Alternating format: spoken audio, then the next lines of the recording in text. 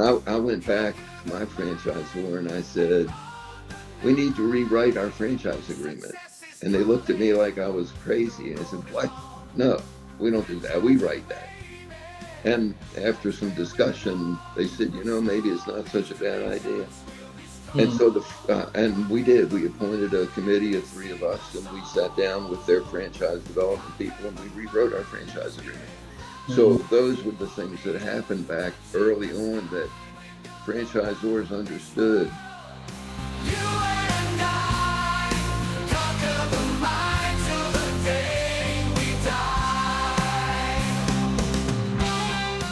If you're going to buy a franchise, the key to success is follow the book. Somebody proved that it works. And so follow the manual that they give you. I went through training, which was okay back then. It's much better now. It's much, much better now. But back then, it was a little light. But I followed what they told me to do. And so I was very successful in running the business with help from them. And we were successful. What a great city it turned out to be.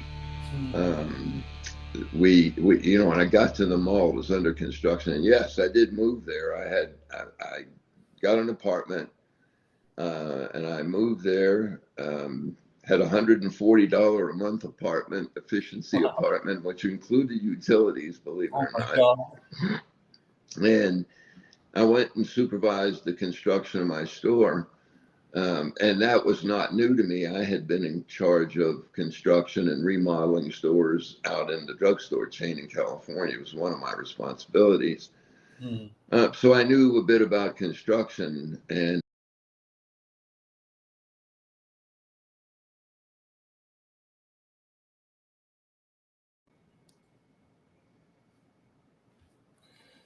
all right, everyone. I don't know what episode we're on, but we got a really, really great episode for you guys. I'm really honored to have Doc Cohen on the podcast. Doc, I appreciate you joining me today. Well, of course, I'm happy to do it. Amazing. I know, Doc, I met you in person in Orlando almost a little over a month ago now, and we probably could have recorded a podcast just that evening with the amount of questions I was asking you. So I'm very appreciative of your time. Very humble guy, I would say, willing to literally, I picked your brain apart for, I want to say, an hour and a half that evening. I know. There's nothing left. I don't know what more you're going to get. Probably a bunch of mush. Yeah, so I'm gonna end the podcast now. Call it a day. All right, it was nice talking here and seeing you again, Josh. Yeah, it was a great time, Doc. Thank you. Right, just repeat everything I told you. Exactly. So that's basically how I'll start, Doc. I know you've done numerous podcasts before where people dive into your career. You kind of give your story. So I'll kind of give your career at a high level, Doc. If I miss anything, I'm sure I'm going to miss a bunch of things, but feel free to correct me. And then we'll kind of dive into your career a little bit. And then sure. I know I have a bunch of questions that I'm super excited to dive into today. Okay, go. Ready. All right, Doc. So Doc started off as a University of Georgia Bulldog. Can't hold it against him as a Gator. But he went to pharmacy school, hence the nickname Doc, which he actually gave to himself as he was pledging a fraternity, funny enough. So he actually later transitioned. He actually got drafted, even though he told he wouldn't be. So he did active duty in the Air Force. Then he worked for a drugstore chain, worked his way through law school, never practiced law, but does say that he did find some value going to law school, working for a big drugstore chain. And then eventually left kind of corporate America, which we can dive into. And he became the very first franchise owner of Great American Cookies back in 1979, I believe. Franchise that cost multiple states, most successful franchise owner in the system. So very impressive. He later became the first franchise owner inducted into the International Hall of Fame for the IFA, which is unheard of until Doc really became that first recipient with literally some of the biggest names in franchising. So really, really cool accomplishment. Even joined the International Franchise Association in the 90s, became the IFA Chairman. So has really played a strong role in the advancements of franchising and has really been a strong leader at all the IFA events, traveling, and really creating this movement around franchising and creating all these successful systems. And he actually also started another company, Houston-based Cookie Associations, which owns TCBY, Coffee Beanery, and Pretzelmaker units. So Doc has a very extensive career. He's really the guy in franchising. So Doc, tell me, did I miss anything? How was that? No, that was pretty good. I just learned there was a lot of dough in cookies. Yeah, So, sorry. No, Right. go for it. I know kind of with the name of the podcast being Conquer the Mind, I want to start off with your days in college. I know, as I alluded to, you were pledging a fraternity. You kind of gave yourself the nickname Doc. I actually pledged a fraternity as well. And for someone with the name of the podcast, Conquer the Mind, living life consciously, I think really leads to the utmost success in life. And someone in college, you're like consciously saying, all right, I need to give myself my own nickname so that the brothers don't give me some nickname and I don't know what that is. So That's what right. was that at such an early age that you were like already living consciously in the moment and weren't really waiting for things to come to you, but were proactively making things happen, if that makes sense? It does. I was pretty young too. I actually started college. I was 16. Well, so everybody was older than I was, and yeah, the nickname thing. There were some very unflattering nicknames in the fraternity. I decided I wasn't going to have. I can't mention on the air here what one of them might have been, but I didn't want it. So, yeah, that was some fun days at the University of Georgia. In those days, we never could beat your team. But that's changed now. Yeah, no, you hit it all. The only other thing I managed to do, because I do believe a lot in giving back, and I was chair of the IFA Foundation for 2 years and helped raise about $8 million for franchise education, which, yeah, is pretty important today to teach people the right way to go about franchising and how to become a good franchisee as well.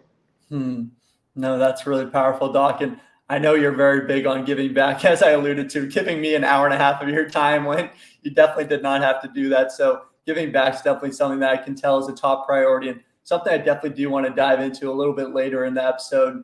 But starting off, I know, you're in corporate America, you make the transition to franchising, like a lot of viewers out there in corporate America trying to make that transition. And I know a little bit about your story where you kind of get laid off in corporate America. I believe it was your sister when you're in California, maybe, and she's in Atlanta, kind of tells you about this new opportunity with a cookie franchise. And I'm very curious, you flew across the country to find out about this opportunity. A lot of people, when they get laid off in corporate America, they're on save mode rather than trying to invest in themselves and figure out that next opportunity. What was it about yourself that was always seeking opportunities and, like I said, kind of proactively making things happen in your life? Well, geez, that was a lot. Yeah, I got sort of laid off, but today you would call that being corporate downsized. Back then, we just called it getting fired. So the company had gotten into trouble financially, and we had to sort of eliminate the middle management. I actually fired myself. So I'm sorry, I've got a little bit of a cough after coming across the country last night.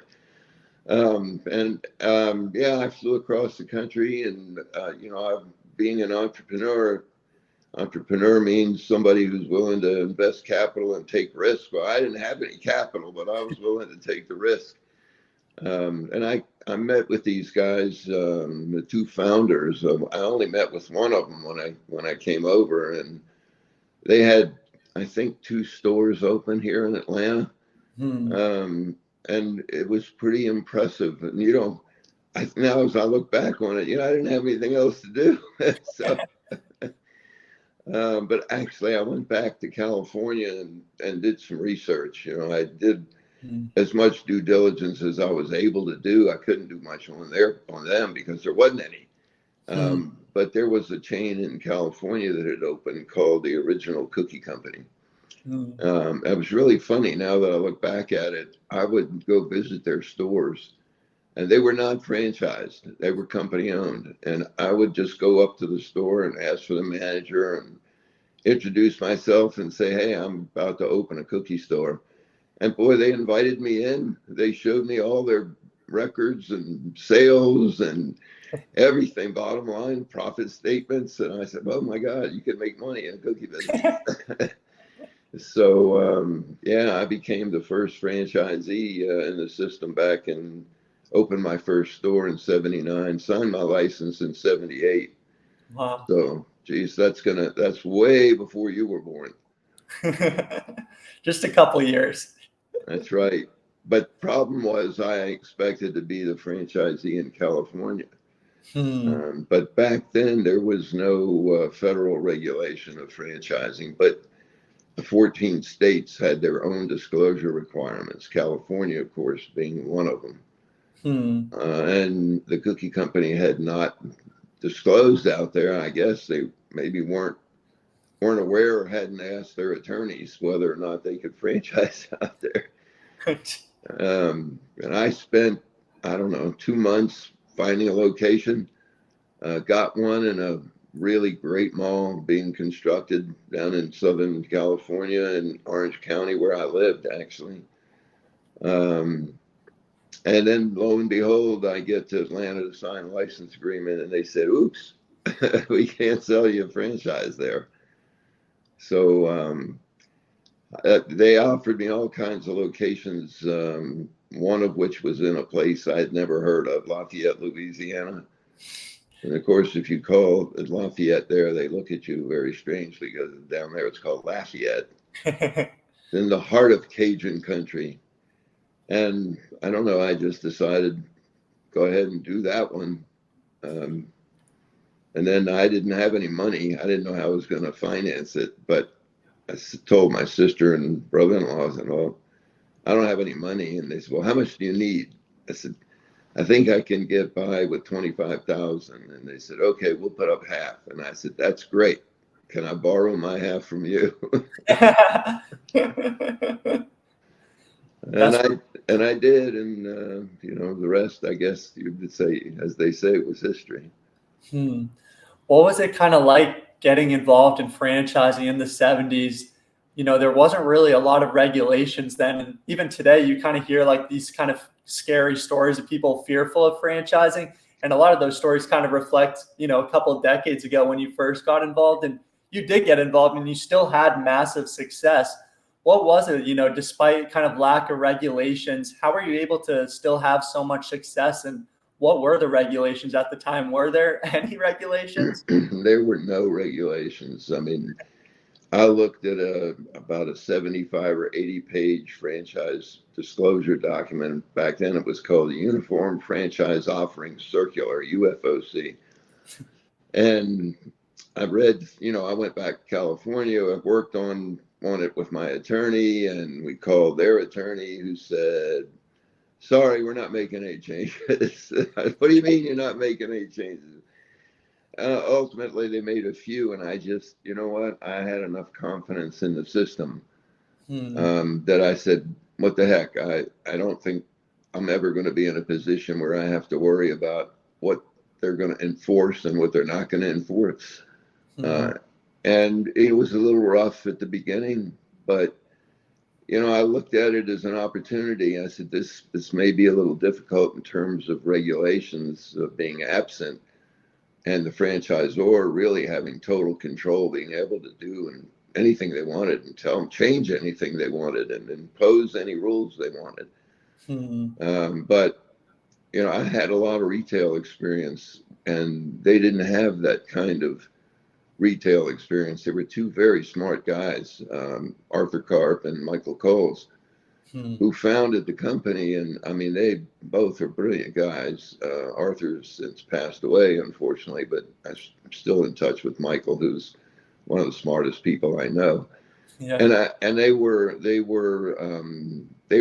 reluctant, not reluctant. They were easy enough to let me help contribute to building the company and taking advantage of my retail experience, which really worked out well, because despite the lack of regulation some difficulties at the beginning. We Mm-hmm. worked through it.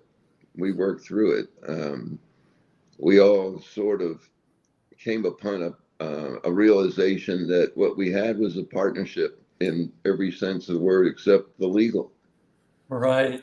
And then when the FTC rule finally came out, there were a lot of changes made in terms of regulations. And of course, the Mm-hmm. FTC rule has changed over the years, gotten better.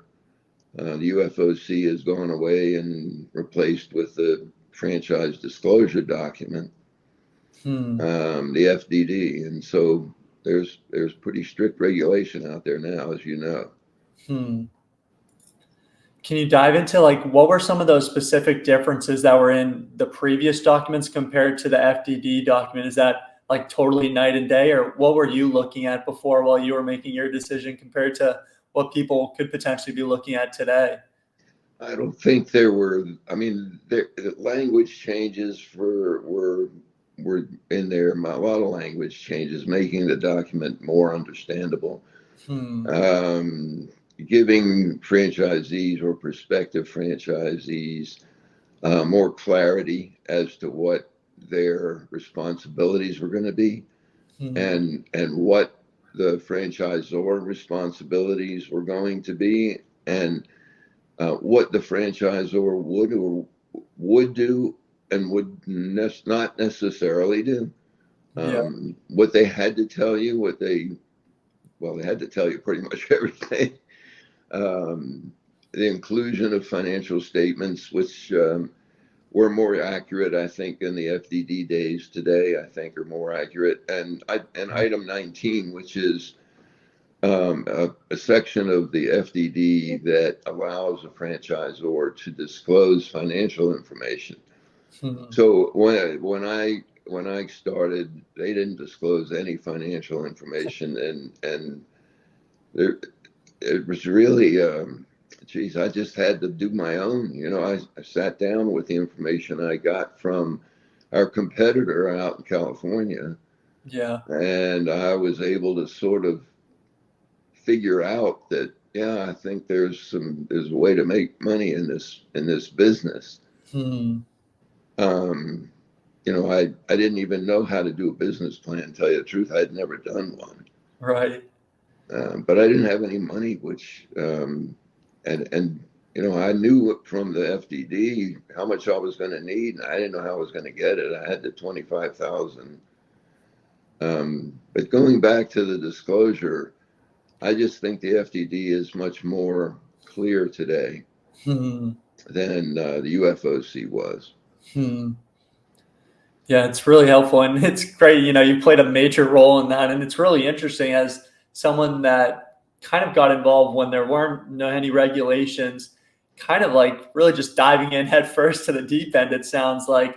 How did you're in California. Did you move to Louisiana or how did you actually go about starting? You're living in California, you travel to Atlanta, now you open a franchise in Louisiana. You're like in all parts of the country. You don't have a job. You should be like in save mode for most people, but you're spending, you're investing, you're looking for opportunities. What in your mindset is it like from California to Louisiana too? Like that's a major like lifestyle change as well. What got you the confidence to want to move there, take advantage of this opportunity rather than, apply to another corporate America job or maybe even look at other business opportunities? Yeah, I always wanted to have my own business, Yeah. and I expected, to tell you the truth, to go back to California. I didn't even sell my house; I rented it out.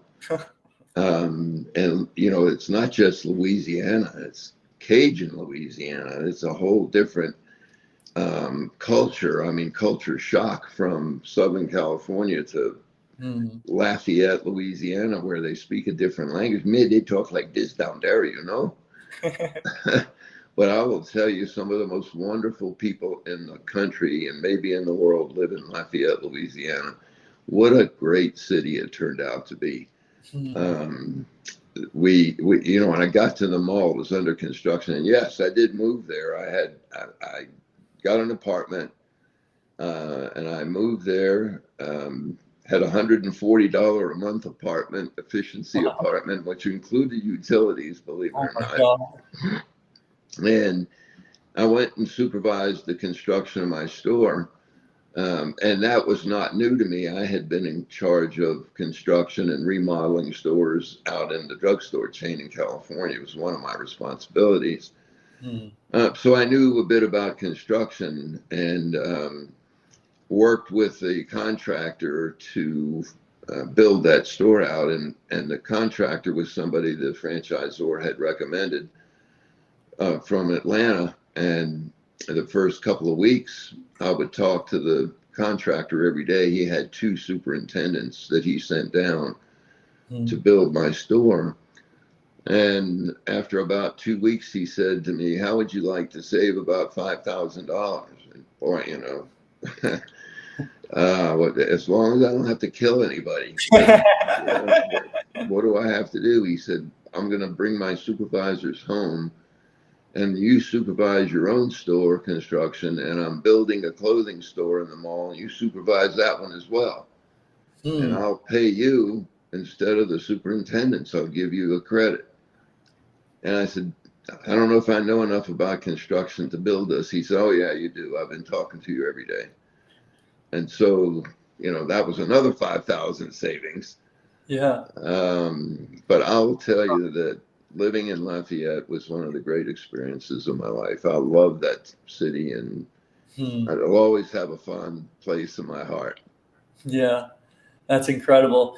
And you kind of spread Great American Cookies through multiple states after that, but it started off in Louisiana. And I understand you literally right off the gate with no idea what franchising is. You're setting sales records day one throughout your time with them, most successful franchise owner.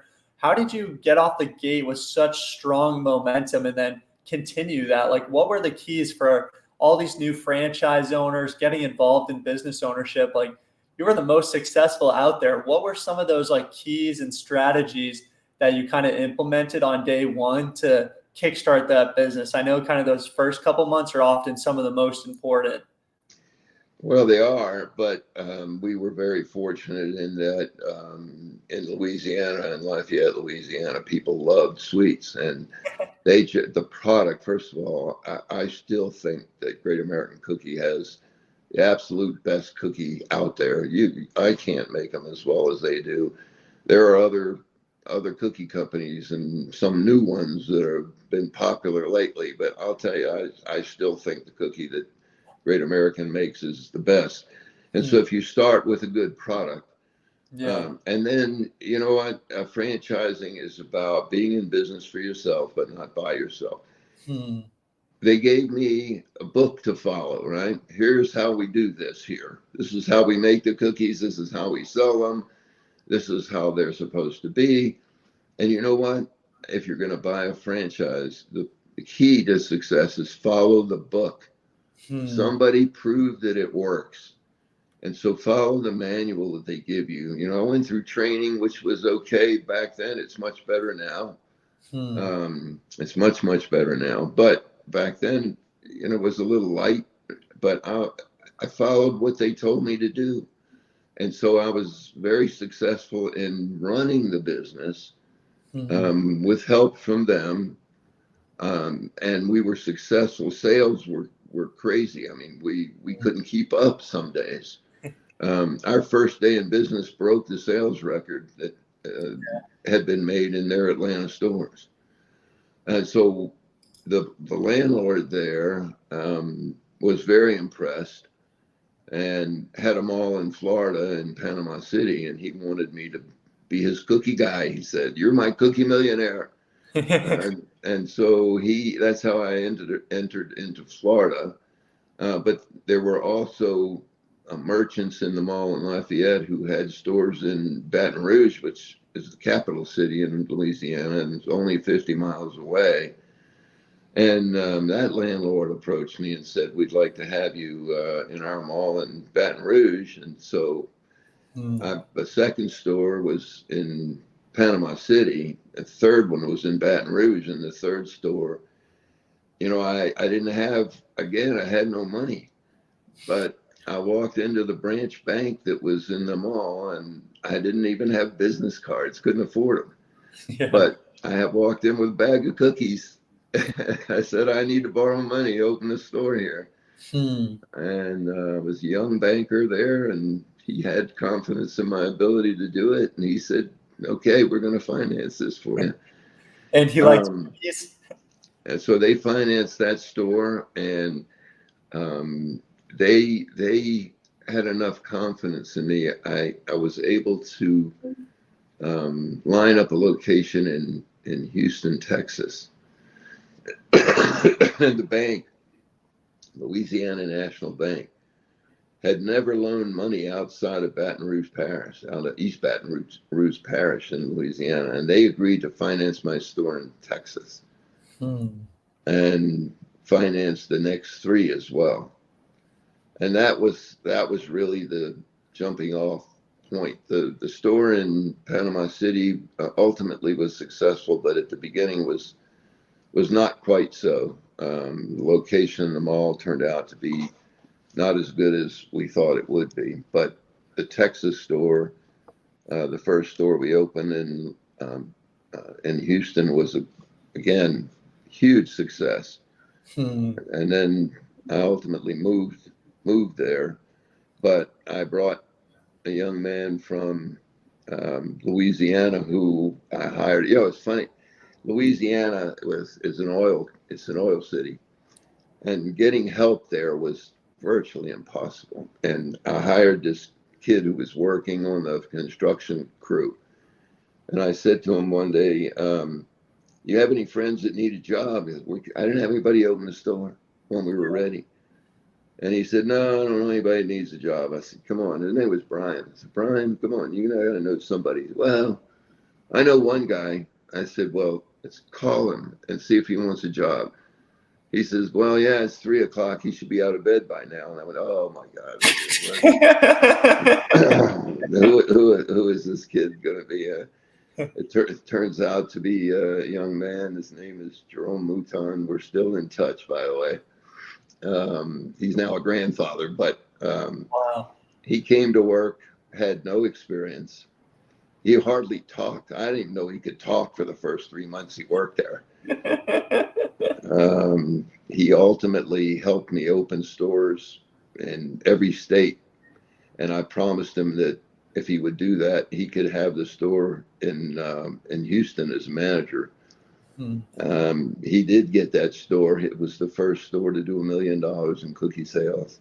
Wow. And then, here he is, never had any experience, very shy, and ultimately became president of my company. Wow. And so, people make your business. It's all about people. I couldn't have been successful without the right people. And I was always a firm believer in hiring young folks. I would have always preferred to hire somebody who never had a job and then be able to train them before they got bad habits. And so moving on to other states, the opportunities came up, and the franchise was relatively new. People didn't understand cookies. And when the opportunities were there, I said, "Hey, let's seize the opportunities." I had a team, and the team produced the managers. The team, all of our help came from within. We hired managers from within. Obviously on occasion we needed people and didn't have enough, and we hired from outside. But typically we hired from within. We found people who are willing to go all over the country and relocate. That was the key to success. Wow, that's awesome, Doc. I appreciate you sharing. I know, kind of leading off that, I really like the story of this guy waking up at 3 p.m. and then I think, a lot of people, I'm sure if you're waking up at 3 p.m, it's probably a reason why he was waking up so late. I've been there before. You have those tough days, and then you eventually turn it around. And I know one thing, as you kind of alluded to, you're really big on giving back and really giving people the other opportunities. I listened to you in a previous podcast episode, and one of the things you were talking about is trying to create another 500 jobs for people.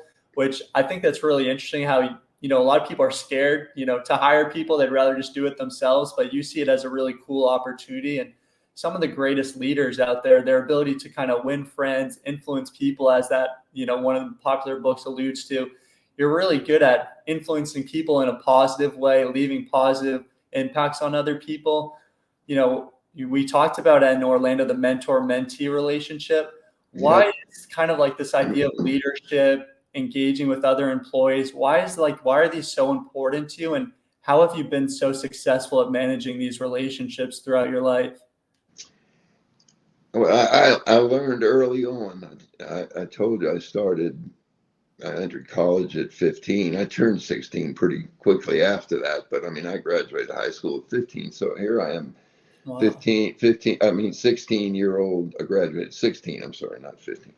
Hmm. I'm a 16-year-old surrounded by 18-year-olds in a fraternity with people older than I. And I was able to get help from those people. The fraternity life for me was beneficial in that I had people I was able to go to help me when I got lost or lost my way or was having difficult times. School was not always that easy for me.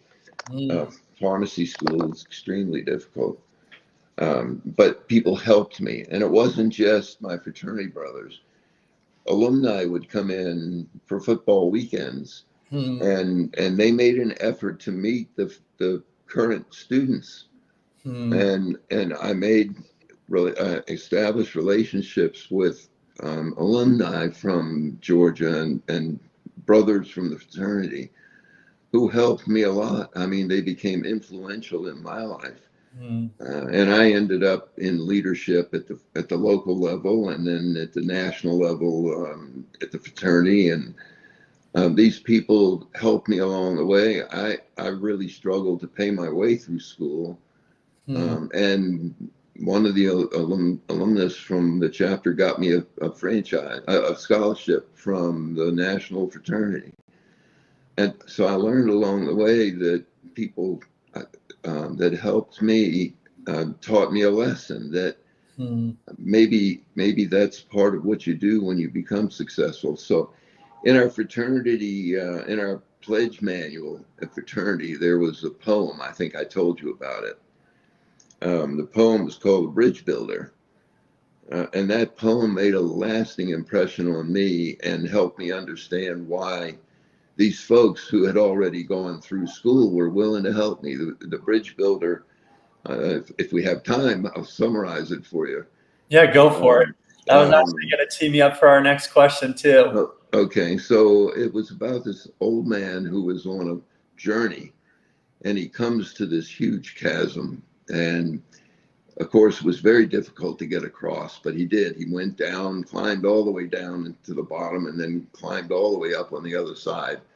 And he got to the other side, and he looked back, and he started building a bridge back the other way.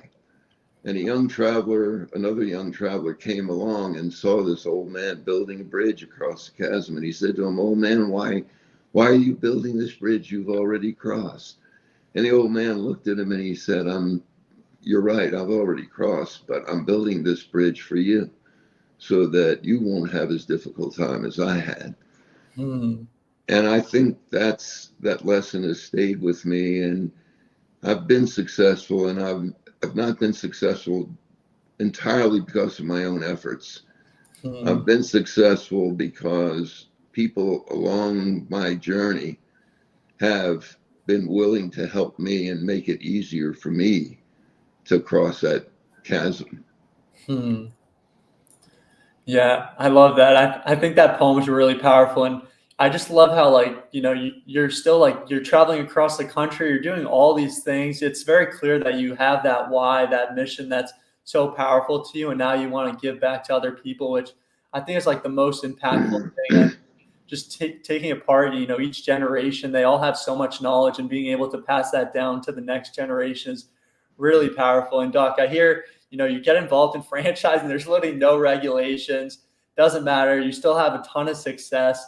And then, you know, the early 1990s happened. what was it like when you first joined the IFA? What was like that thought process like? Was it kind of like part of this bridge builder idea where you knew you had that ability to give back based upon your previous experiences, or what were those early days like? Oh, geez, I actually know it wasn't. It was, I wanted to get even. I wanted to find out what those franchisors were doing, and how, at the beginning, new franchisors frequently have a fear that franchisees are going to go off the beaten track and are going to not do it right, and so they have a pretty heavy hand in managing franchisees. So I wanted to find out what I needed to do to get even. So, but what I found out, actually, what happened was there was an effort in Congress at the time. A congressman from New York, actually, his name was John LaFalce, who had a relative who had been treated poorly by a franchisor, and he was introducing relationship bills in Congress.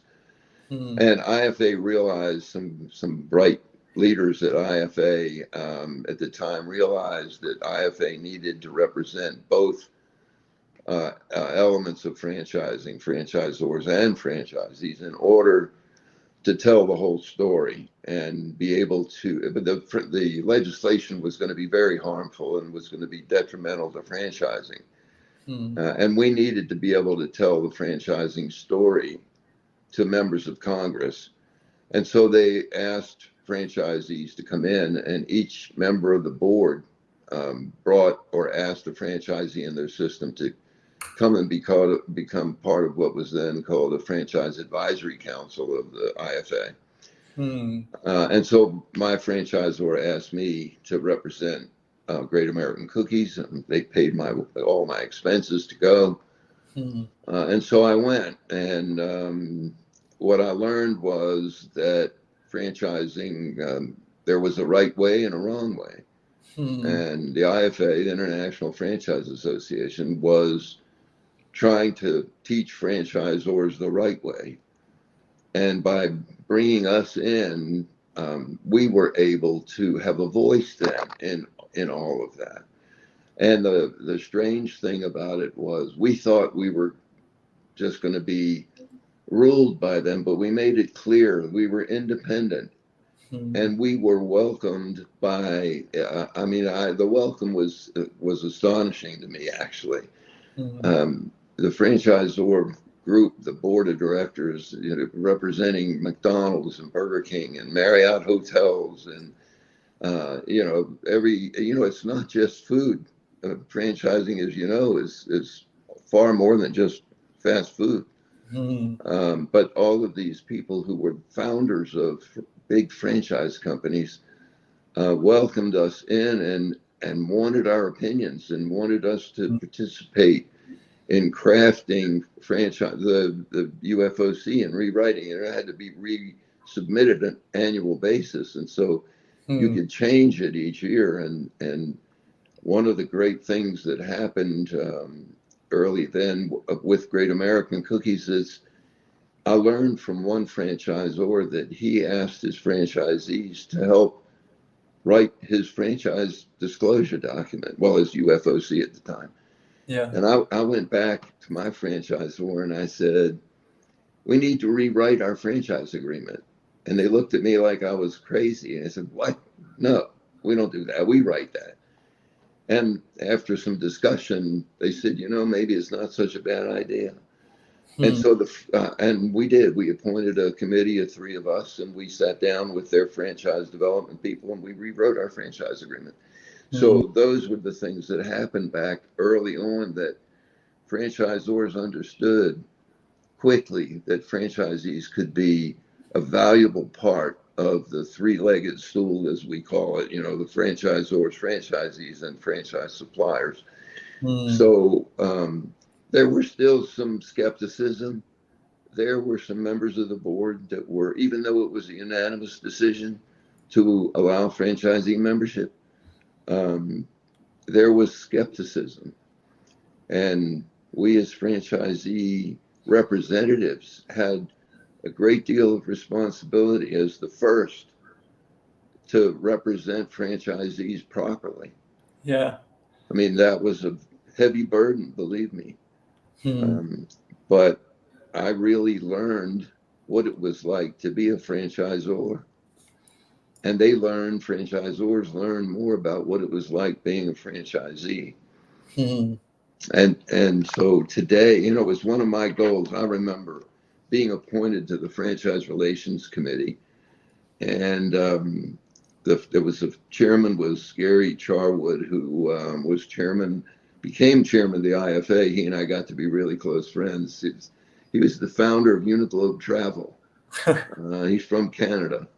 And Gary went around the room asking everybody what their vision for franchise relations was. And I said to him, you know, I would like to see a day when we don't have franchisor members and franchisee members. We just have members. And over I guess I hate to say how many years I've been, how many years is it? 30, 40? I don't know. Over those years, even though we know, oh yeah, you're a franchisee, we're all members now. We're all members now, working toward the same goal to make franchising better and protect franchising, enhance, protect, and preserve franchising. And so we don't look at each other as rivals. We look at each other as partners. Yeah. Wow. This is like a chilling moment for me because, like, you know, I've been in corporate America. I've been in all these, like, the finance industries, people making, you know, 7 figures a year. And one of my main reasons for joining the franchise community is really this alignment of franchisors, franchisees, going to the IFA in Phoenix this year, seeing competitors, sharing best practices. It literally is just like this idea of everyone wanting to grow and do better. It really amazes me. Like, let's take like a lawn care company. They're talking with the other lawn care company, and they're talking to the other lawn care company. Like, that's right. There's so much alignment once you're in the franchise community. And the fact that a lot of that credit is really due to you, Doc, and some of the great work that you've done with all the other people as part of the IFA. So it's really, really interesting just to be on a call with you today, kind of learning about how things started a couple of decades ago to where they are now, and how the industry, the community just keeps on getting better and better with more alignment. And I really like that. Just no franchisors, franchisees, which confuses anyone not in franchising, but just calling them members together. I like that point a lot. And I want to kind of highlight, you know, your time at the IFA. There's been some really like monumental moments, if you will. And I'm sure there's probably a couple that come to mind. I know listening to you, one big moment was a few decades ago. You were in Washington meeting with the Federal Trade Commission. And I think the moment was like the Federal Trade Commission didn't even know who you guys were at the IFA. They didn't know what franchising was, but you built a meeting through a lot of your great communication skills, building relationships with these other people, and was able to communicate what franchising was to the FTC. And this was really kind of a monumental moment because this is where private sector starts to combine with government, which some people are all in with that, and some people are all opposed to that. So I'd love to hear how that meeting went down and why that was so monumental, and just kind of the idea of government and private sector and the intersection there, if that makes sense. So, yes, we arrived at the meeting, and it was a group of franchisors and franchisees. I was not sure what my role was at the time, whether I was chair of the Franchise Advisory Council or just in the chairs moving up toward, I think I might have been the chair at the time. And we arrived at the meeting, and the commissioner was actually in the meeting, which meant it was a pretty high level government meeting to have the actual commissioner there. And what they said to us, they were aware of franchising, but they weren't aware of the IFA, they said. And that really was, it was shocking to us that they didn't, and it wasn't true really. One of their regulators was aware, keenly aware of the IFA, but hadn't made the rest of the commission aware of it. So what happened at that meeting was a discussion about how we could help the FTC better understand franchising and write not legislation, but write rules, because obviously the FTC doesn't write legislation. They write the rules around the legislation. Right. and we made a pretty big impression upon them that we knew more about franchising than they did. And that we could play an important role in helping them understand franchising so that they were better equipped to write the rule. And part of what we did over the next months was we established a method of self-regulation. And we said to them, you have a lot of minor rule violations. And they agreed, and they said, yeah, these minor rule regulations really bog us down. How can you help us? And they allowed us to form a self-regulating body. It was headed up by a franchise attorney, and the FTC just referred all of these minor rule regulations to us. And we had a training program for those franchisors. They had to go through it in order to avoid being fined by the FTC. And that program was the beginning of a relationship that turned out to be a very successful one over many, many years, and helped us get rule writing fit properly with what franchising was. So, it's tough being a franchisor. New franchisors need to come join IFA and take the emerging franchisor program that we did. It's something that came about as a much better program than what we used to do. We don't have that referral program anymore. I'm not sure why. Maybe we should go back and try to get that done again. But we have programs for emerging franchisors that teach them what they can, what they can't do, and how to be a good franchisor, how to find good franchisees. It's all about learning. It's just like anybody learns how to run a business. How did I learn? I learned from people who taught me. IFA provides the teaching, and the government. I go up to the Hill when I'm in Washington, and I try to explain various programs to members of Congress who are usually very anxious to hear about them. But that was the beginning of our relationship at the regulatory level. And then I was, because of IFA, I became very close friends with my member of Congress. He's a leader. He's in the leadership today, and we're still close friends, even though I've moved out of his district. But he understands franchising now, because if a franchise bill comes up, I'm able to call him or go visit him at his office, or have him come visit me in my business and say, look, I want you to understand how this impacts me. Right. The IFA was able to do a study, a real deep study of franchising. It was called the Economic Impact Study. And we were able to go to the Hill, to each member of Congress, and show them data from their district and show them the impact that franchising was having in their district. How many jobs it was creating, how much revenue it was producing, how many jobs were being created for not just permanent jobs, but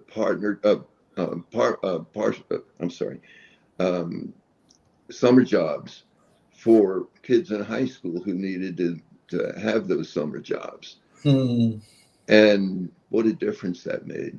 Yeah. What a tremendous difference that made. And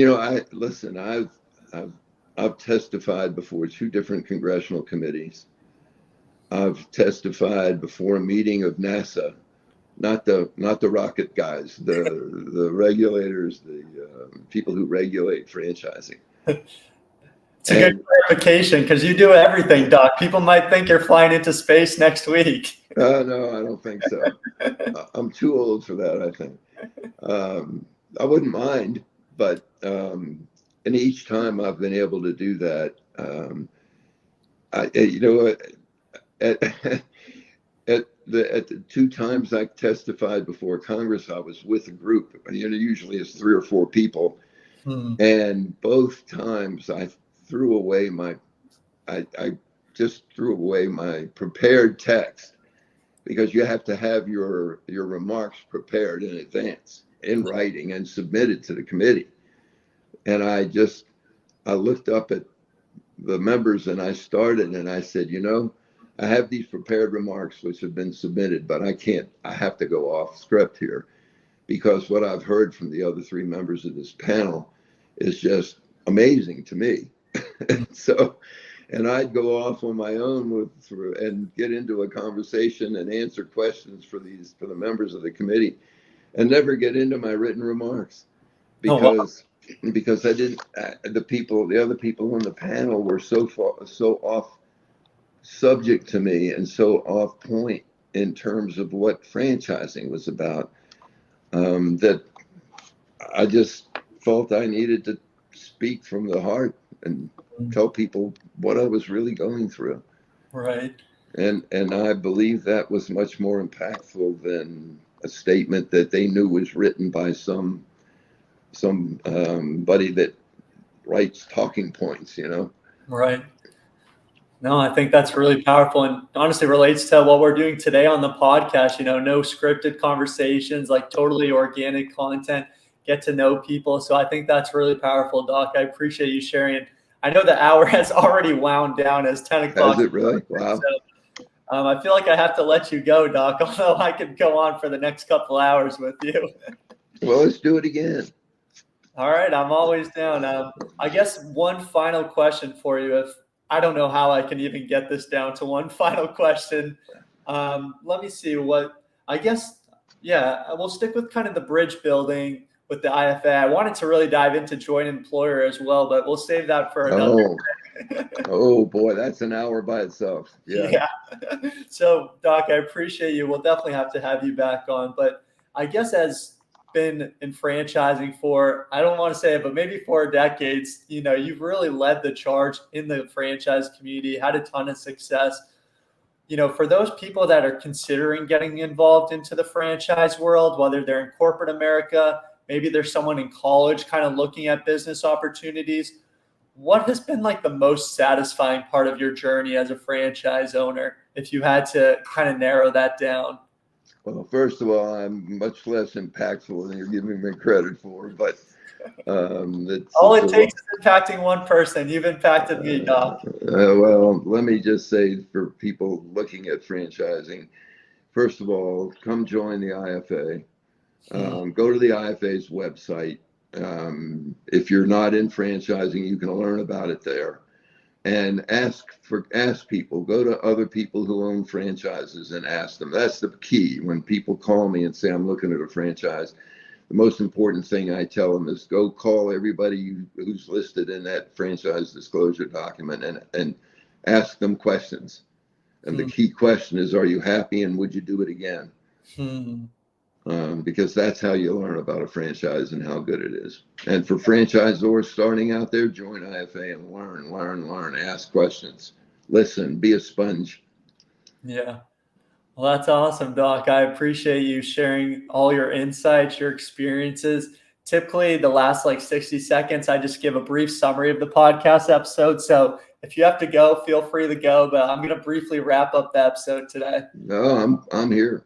All right. So kind of my major takeaways today were just when we talk about the IFA, just representing franchisors, franchisees. Then I love the third bucket of vendors and suppliers, because, you know, you can't have a successful relationship without, you know, the marketing, the lead generation, the infrastructure, the real estate team, the landlords, all these different players are kind of involved. And I think it's really awesome to see at the IFA, you know, you have these roundtable discussions, ZORs, Zs, vendors, competitors, all at the same table, sharing best practices. It's just very, very powerful to see. And then you just being one of the first franchisees that, you know, you did it yourself. You definitely did not have to get involved in the IFA or do any of this. You were making more than enough money. You're a business owner, but you wanted to help that next generation, as we allude to, the bridge builder. I heard this phrase, you kind of learn to earn to return. And like, you just seem like a master of that, where you've absorbed everything like a sponge, taken action with the stuff that you've learned. And now you're taking that to the next generation and helping them. And I think that's really kind of what life's about, really learning as much as you can, then spreading that on to the next generation. So I'm very fired up. This is what I'm very passionate about, Doc. I love to see it. So some of my other takeaways were your adaptability, going from California to Louisiana to Texas, even just losing your job and then thinking franchising, it requires a lot of adaptability. And that's one of the big trends I've seen from some of the most successful people, your coachability, your willingness to learn, and how can you adapt to those situations? Because we're all going to have that gray day, whether it's getting laid off, graduating from college with no idea what you want to do, but it's how do you react to those certain situations seems to align with the most successful people. I love how you're always investing in yourself, even at these times where you think people would be saving money. You're trying to find those opportunities. Life's too short to feel like things are happening to us, but you're literally saying things are happening for you. You're making the most of every event that's happening to you. And then the ability to win friends and influence people, that book's really powerful, but your ability to enact confidence in others, so that even though you may not have the money, you may not have every skill set in the book, people are gaining confidence in your ability to do things and get the job done just because of your confidence, your ability to leverage your current skill set, and then willingness to learn, as I keep alluding to. So lastly, I'll just leave it off on, Doc, I just appreciate your willingness to leave the world a better place. You're traveling. You just mentioned you were in Napa. I know you're involved in NFTs, charity, the IFA, your business. Like, you do everything and you're just continually motivated. So, Doc, I think your life is just a really great testament for anyone that wants to live a successful life in terms of health, wealth, success, happiness, like all those 4 pillars. It seems like you've achieved success in all 4 of those. So, Doc, thank you so much for joining. I think the viewers are going to gain a ton of knowledge today. If you ever want to come back on, you definitely have an open invitation to the Conquer the Mind podcast. Hey, you ask, I'll be here. Awesome. Let's do it. Thank you, everyone. Right. If you found value, like, share, comment, subscribe, help out the algorithm. The only way we get this information to more people is if you subscribe, like, comment. So we appreciate you guys tuning in. Have a great rest of your day. And thanks for having me, Josh. Thank you, Doc. Bye-bye.